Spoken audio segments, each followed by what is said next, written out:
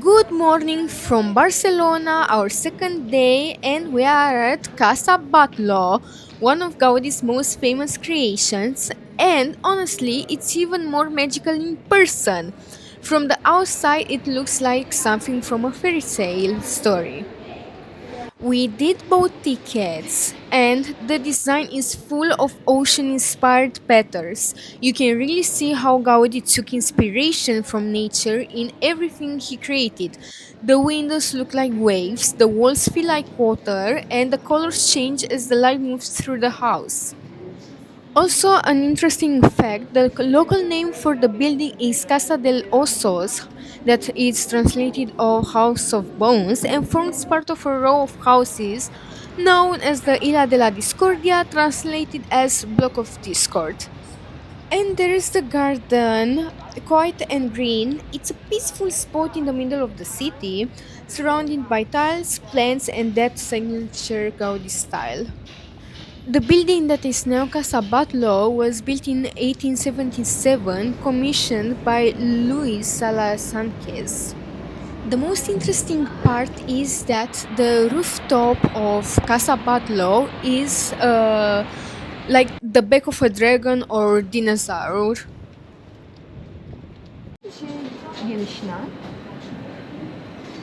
We are in Gaudi's I place. think you can see me. Hi I think guys. you have to put the. I'm doing like this. Yeah, I can see myself red. Okay.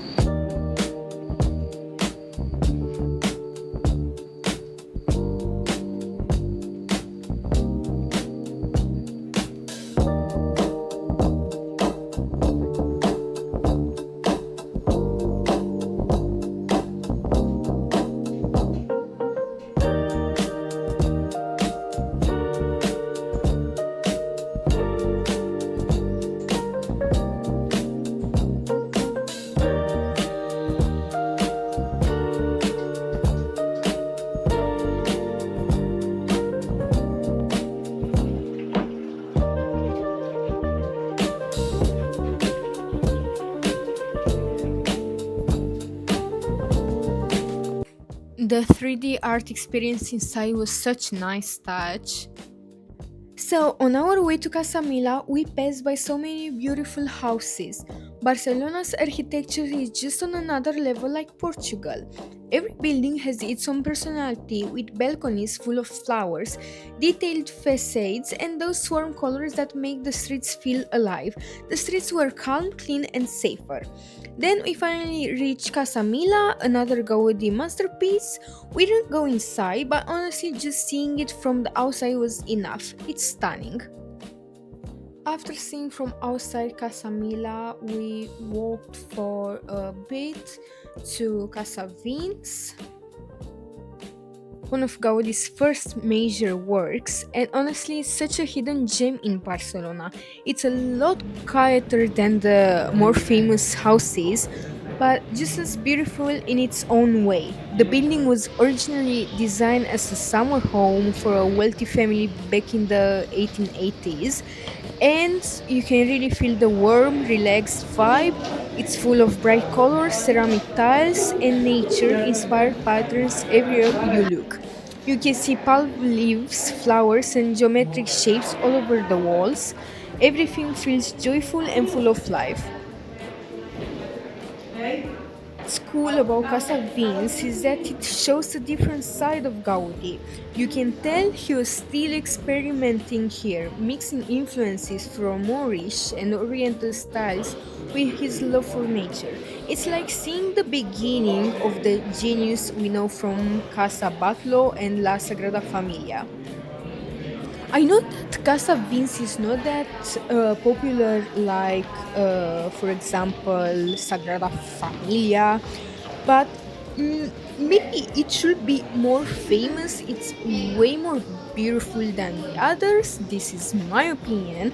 But also at the same time, maybe it should remain a hidden spot. It definitely deserves a visit. It's colorful, creative, and has that special magic that makes Barcelona so unforgettable. So, Casavins was our last stop of the day, and honestly, it was such a nice surprise. Super colorful, peaceful, and a lot less crowded. The perfect ending to a busy day in Barcelona. I'll drop also some photos that I took inside, and I didn't film them. The small details, they were perfect. How I said, Casa Vins, the walls are full of colorful bird paintings surrounded by flowers and natural patterns I showed you. And Gaudi wanted nature to be everywhere, and it really shows here.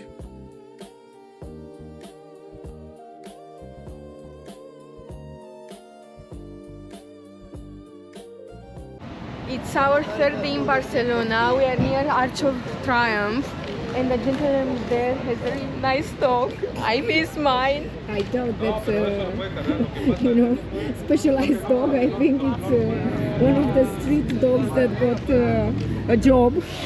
It wasn't on our plan to visit also the arch Today. Yeah, but we are going to Sagrada Familia. We are not gonna visit it inside because the tickets were Because phenomenal. it's a scam. Let me explain better. It's a scam. How much they wanted for tickets? So, well, when we looked first time, they weren't available till 5th of August. But after, on 27, when we arrived, from nowhere, two tickets appeared, and they were like 99 euros per person. Per person. I want to say that. I think we can pass. No, Like, I think we cannot No. pass. but everyone did. A lot of people do. There's the arch. And now And now we have to wait for more. Yeah. we are not really happy about Barcelona. It was a shock, but I hope Madrid is gonna be better. It's a shock about how clean it's not. Yeah. Also, there's something. I think now is the time.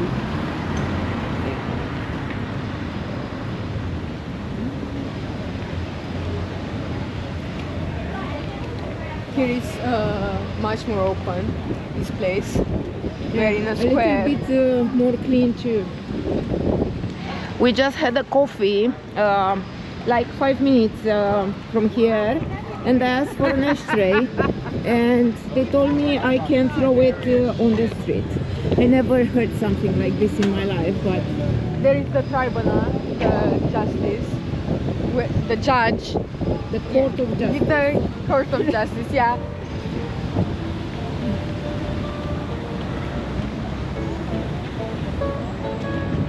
Some musicians.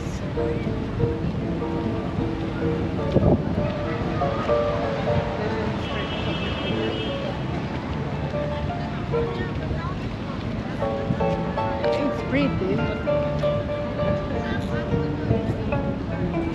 It's not like ours from Romania.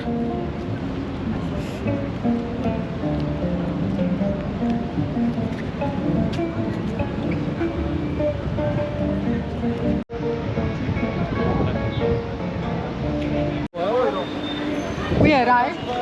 Sagrada Familia. Because there are so many people, you have to be very careful at what you have. This is a small park. And we arrive at Sagrada Familia, finally.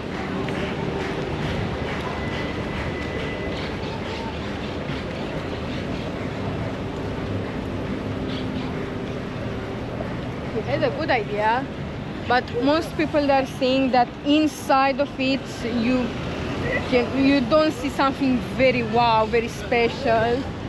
So it's worth it only on outside more. Yeah. Forza.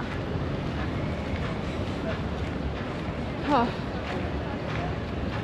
Finally. Yeah, it's huge. They are still working on it.